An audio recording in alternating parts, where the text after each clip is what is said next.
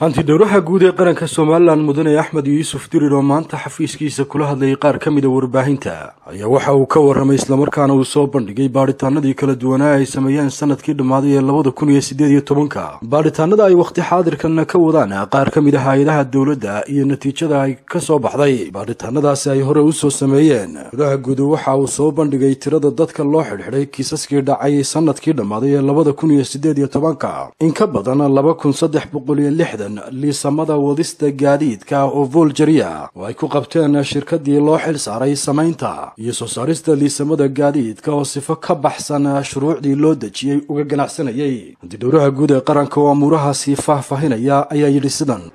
xafiiskan hantida dhowrka waxa uu qaranka ugu xil saaran yahay sida magaciisaba ka muuqata ilaalinta hantida qaranka nooc kasta ay tahay haday tahay hantida qaranka u gaarka haday tahay hantida uu wax ku leeyahay qaranku ee cid kale shuraakada kula tahay dhammaan intaasoo dhan qaranka waxa ugu xil saaran xafiiskan ilaalintiisa iyo dabagalkiisa run ahaantii hawl yar maaha marka saa loo eego xafiiskan wuxuu ku aasaasan yahay dastuurka ayuu ku cad yahay sidoo kale wuxuu leeyahay xeer u gaara oo uu ku dhisan yahay oo uu raaco oo baadhisihiisa iyo procedure-kiisa oo dhan ku salaysan yahay markaynu eegno sanadkan dhamaaday ee 2018 xafiiskan wuxuu sameeyay baadhiso badan waxa uu sameeyay waxqabadyo kale oo ayagana la taaban karo waxa kamid ahaa baadhisaha uu sameeyay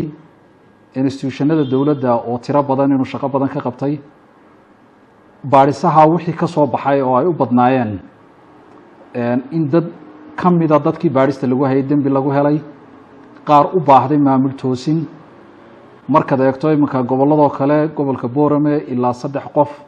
ayaa dembi lagu helay oo xeeraalinta u gudbinay oo xeeraalintu socodsiinaysa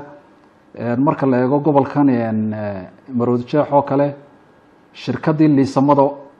liisamada gacanta ku haysay ee private ka ahayd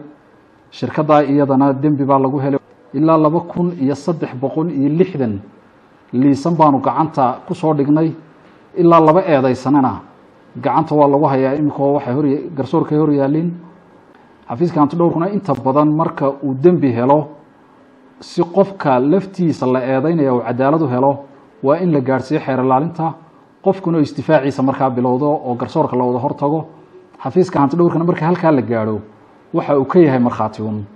oo markhaati dacwadda markuu eeda geeyo waxa uu la simayaa qofka la eedaynayo in si isku mid ah loogu garnaqo gobolka Gabiley oo kale waxa jira ayagana dad aan xeer ilaalinta u gudbinay oo xukun ku dhacay oo lagu helay dembi musuqmaasuq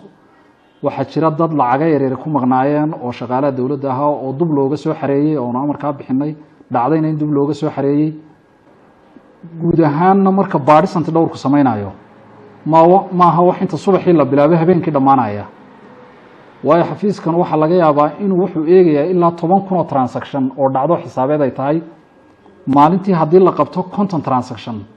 waad garan kartaa inta bilood ay qaadanayso dhanka kale hanti dhowraha guud ee qaranka Soomaaliland waxa uu sheegay in dhawaan ay soo bandhigi doonaan hay'adaha kala duwan ay ka wadaan baaritaanada kala duwan iyo natiijada ka soo baxda oo ay ka mid tahay dawladda hoose ee caasimadda Hargeysa iyo qaar ka mid ah wasaaraduhu dowladaha guud isagoo hadalkiisa sii wata waxa uu fariin digniina u diray cid kasta oo gacanta ku haysa hantida qaranka isla markaana meel looga soo wada jeesto ilaalinteeda iyo xafidaadda hantida qaranka Soomaaliland runtii waxaan isleenahay muddada sanadka wax badan baa qabateen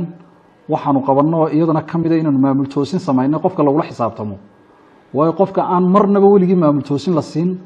waa inaad siiso instruction-ka uu raacayo iyo habka uu shaqeynayo dabeedna aad kula xisaabtanto marka dambe haddii waxa lagu hayaa markaan wax la jab ahayn baadhisayaguna inta badan waxay ku salaysan yihiin inaanu ka baaraan degno sharciga u eegno qofkan aanu eedaynayna ay tahay eedu mid u dhameystiran waxa kale oo iyana wax weyn ka qabanay duuba habeynta xafiiska iyo inuu xafiisku ahaado mid u diyaarsan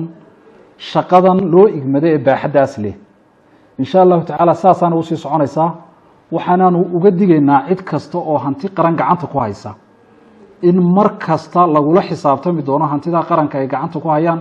sida ay u maamulaan oo xafiiskan uu sharciga ku horgeyn doono cidii wax qaldan kula kacda cidii si amaane leh u maamushana lagu abaal marin doono insha Allah taala waxaanu galnay bishii dhamaatay January dhamaadkeedii waana laba institution oo aad u waaweyn wixii ka soo baxana bulshada waan la wadaagi doonaa waana la arki doonaa laakiin shaqada gacanta ayaa lagu hayaa kasii hordhici mayno waxa ka soo bixi doona insha allah.